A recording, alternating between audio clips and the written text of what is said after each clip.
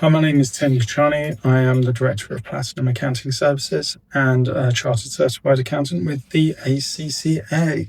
One of the topics that I was asked to cover by one of my clients was basically about more reporting and more management reporting as an internal process, because I know that a number of people actually struggle with this. From my side of things, we actually do provide this as a service to a number of our clients. Obviously, but that's obviously a paid-for service, where we can then provide quarterly reporting or monthly reporting or 6 monthly reporting, as the case may be, along with a bunch of suggestions as to what to do, what's going wrong, things to look into, and stuff like that, which is great for an accountability side of things. It also feeds into some of the other services which we provide, which is the virtual finance office and also the virtual FD, which I am for a number of companies. So giving it a high level review, I'm not going to go into in greatest detail. Let's have a look at a demo company. So this is a demo company which is on Xero. So the key thing with any data that you look at is that clearly, obviously, rubbish in, rubbish out. If you're going to base financial decisions on incomplete data, don't. Just don't.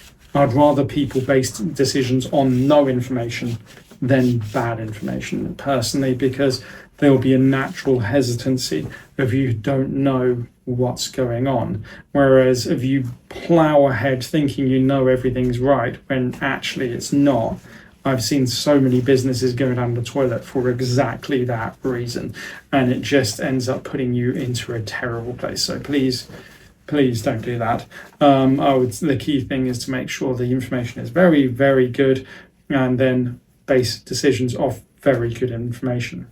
As I say, basing it off bad information, terribly bad. This is as I say, the balance sheet in Xero. I've not made this. This is just how it came.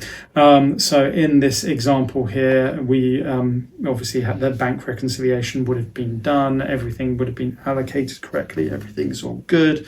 All of the relevant journals are added in, and all of the things that aren't going through the bank necessarily are in there as well. And we're going to assume that, obviously. In this case. So in this example, we've got, again, demo data, which is made by Xero.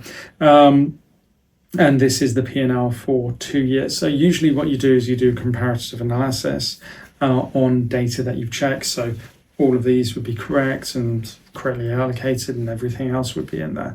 And then usually you would look at how things are moving from one period to another. So in this example here, I can see that the turnover has increased. So yes, it looks like turnover has increased by the looks of things, about £11,000, almost £12,000, which is great as an increase. You're looking at a decent percentage increase there.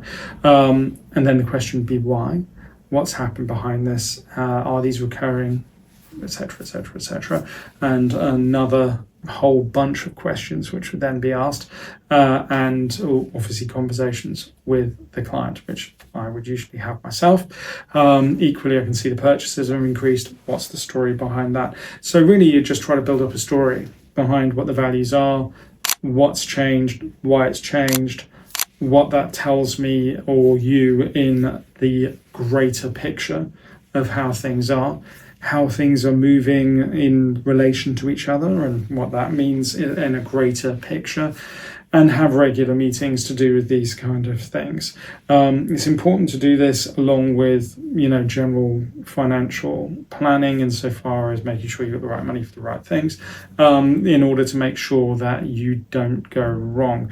The other key things that happens from this is, say, for example, my clients, I then am able to let them know what their corporation tax is likely to be, where things are going wrong, how, and therefore get them to concentrate on those areas, and also hold people accountable. So I say, hey, well, last time I said you need to do ABC, this time still got that problem. Why is that problem still there? What's happening? Have a conversation. That's very much part of the relationship that should be happening with obviously a good accountant there, and enables you to therefore grow and understand your finances better. My name's Tim, and I very much enjoy helping people understand their accounts and finances in an effort to have a better life. Because let's face it, finances are a large part of that. If you liked this video, please do subscribe so you can get any new videos as they come out.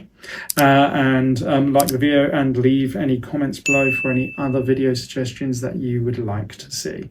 But until I see you next, I wish you all the best, and I wish you all the greatness that you deserve.